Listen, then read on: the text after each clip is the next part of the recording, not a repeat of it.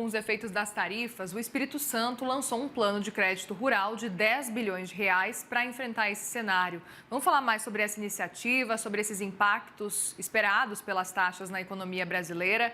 Eu converso agora com o governador do Espírito Santo, Renato Casagrande. Tudo bem, governador? Bom conversar com o senhor novamente. Obrigada pela disponibilidade. Obrigado, Muriel. Obrigado a todos que estão nos acompanhando. Alegria para mim também.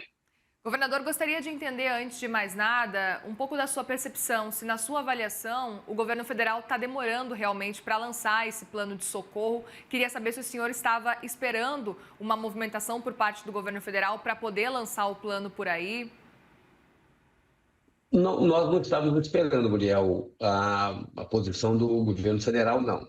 Até porque eu estou compreendendo que o governo federal está na expectativa de alguma outra negociação ainda, né, nessas últimas horas. Então, o Vitor falou aí sobre a situação do café, falou a palavra esperança.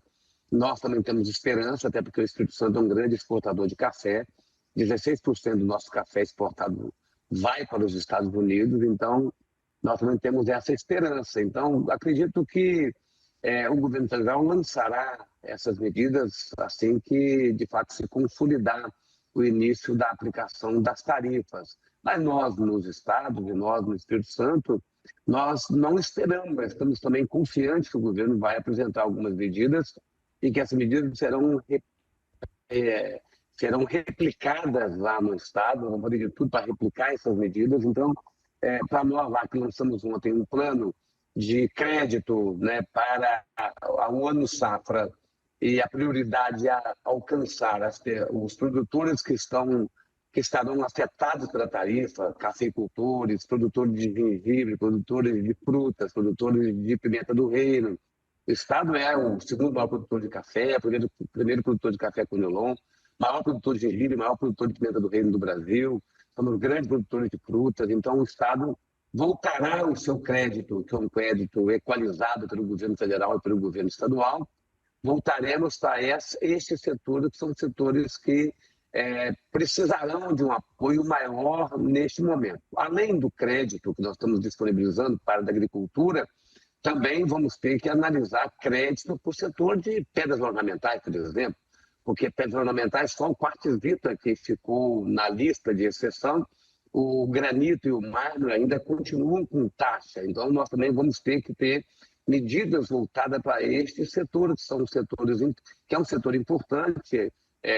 Afirmo e informo, na verdade, que o quartzito é o produto mais exportado ali pelo Espírito Santo, o quartzo, mas o mármore e o granito também são produtos muito importantes. Então, o Estado também vai precisar de lançar linhas de crédito e outras medidas de apoio, assim como nós fizemos na época da pandemia, para que a gente possa proteger o emprego. O mais importante para nós, neste momento, é a gente estar analisando cada setor e apoiando, estando ao lado dos empreendedores, para a gente poder proteger o emprego dos capixabas. Perfeito. Agora, governador, queria saber como é que vocês foram montando justamente esse plano para conseguir auxiliar nesse momento, esse plano de crédito rural. Queria saber como é que foi, se vocês fizeram algum grupo de trabalho, se vocês têm conversado com os exportadores, com quem vai ser afetado, como é que vocês chegaram nesse cenário e em realmente auxiliar com esse valor especificamente para poder pensar já num cenário de auxílio diante desse impacto das tarifas. Há 15 dias eu montei um comitê com a coordenação do vice-governador Ricardo Ferraço, para que este comitê do governo do estado, com as secretarias do governo, pudesse ouvir cada setor e continua ouvindo cada setor, discutindo medidas, incentivando cada setor também a fazer uma articulação com seus pares lá nos Estados Unidos. Todo exportador tem uma relação muito próxima com a empresa americana que adquire seus produtos. Então, esse é um trabalho importante. Nós estamos incentivando muito agora que os exportadores de café façam isso, porque nós sabemos que os consumidores de café nos Estados Unidos se unem numa associação forte, numa entidade forte. Então, eles podem, sim, ter influência no governo do presidente Trump. Então, estamos incentivando essa articulação do setor de pedras ornamentais, do setor de café e de outros exportadores.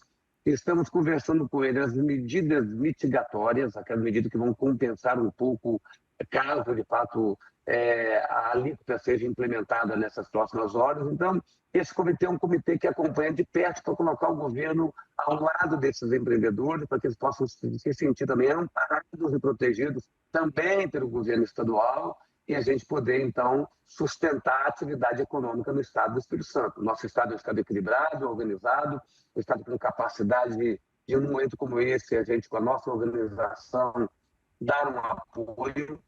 Mas é lógico que a gente não consegue substituir imediatamente fontes de mercado. Então, assim, mercado, aí o Brasil vai ter que atuar muito para poder ampliar novos mercados para produtos do Brasil todo.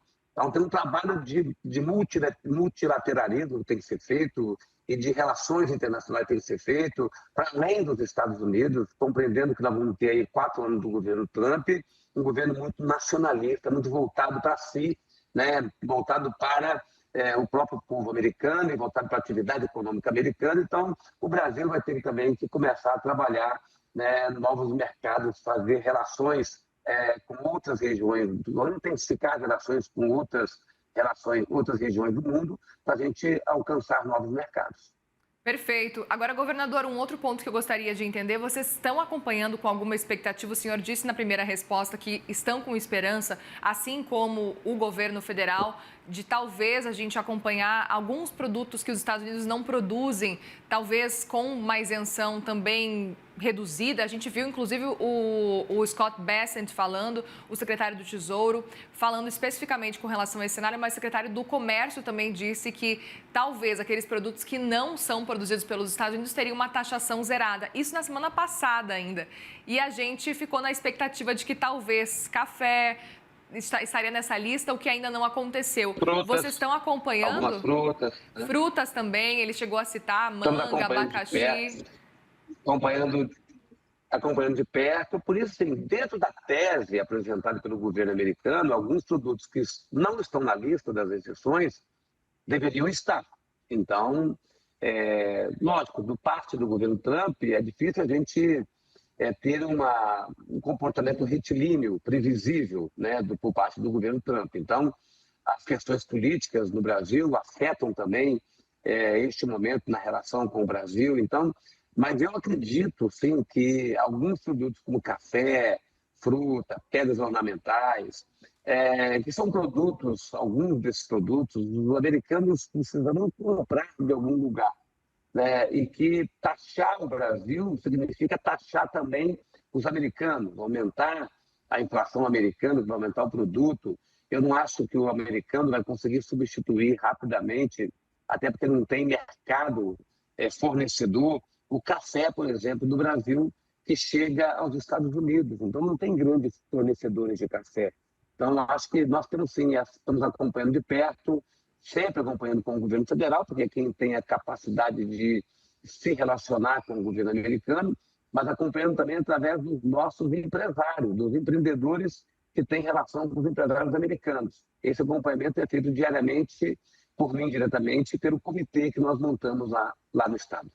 Perfeito. Governador, aproveito para perguntar também, especificamente com relação aos setores que devem ser mais impactados aí no Espírito Santo. A gente citou o café agora há pouco, o senhor tem citado outros setores. É possível listar nesse momento quais são os setores que o senhor está atento nesse momento, levando em consideração essa aplicação aí dessa tarifa que já começa a valer a partir de amanhã?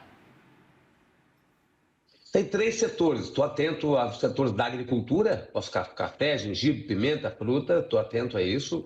Estamos atentos também ao mármore e ao granito, né, que também são produtos importantes. E estamos atentos ao aço, porque o aço, para a informar, ninguém discute muito o aço, porque o aço já tinha uma alíquota de 50%, permaneceu por 50%. Então, o aço também é muito importante para nós. Nós somos o segundo maior produtor de aço do Brasil. Né? Primeiro é Minas Gerais, segundo é o Espírito Santo. Então, e já há alguns meses, 2, 3 meses, os americanos já tinham colocado uma tarifa de 50%, e isso com certeza afeta o mercado de aço, até porque o Brasil também aceita a importação de aço de países como da China e de outros países, então tem uma concorrência na importação e agora tem uma sobretaxa na exportação. Então, o aço é uma preocupação também que nós temos, apesar de não ter tido nenhuma mudança, não piorou, mas também não melhorou, ficou na tarifa de 50%, que é uma tarifa já muito alta. Perfeito. Outro ponto que eu gostaria de entender também com o senhor é com relação ao tempo desse plano de crédito rural. A gente não sabe por quanto tempo vai existir essa taxa, se vai ter alguma atualização. Vocês fizeram já esses cálculos para imaginar que talvez durante um bom tempo talvez seja necessário continuar com esse plano de crédito rural do governo do estado mesmo? Sim, é bem provável. Nós vamos continuar. Nós temos uma relação muito boa com todos os bancos federais, com os bancos locais. O governo do estado tem dois bancos, um banco comercial, que é o Banesp, o Banco de Desenvolvimento, que é o Bandes. Nós temos também as cooperativas Sicob, Sicredi, Cressol, trabalhando muito fortemente no estado. Então, a gente tem um volume de crédito muito grande para o setor produtivo. E isso poderá ter sequência, ter continuidade.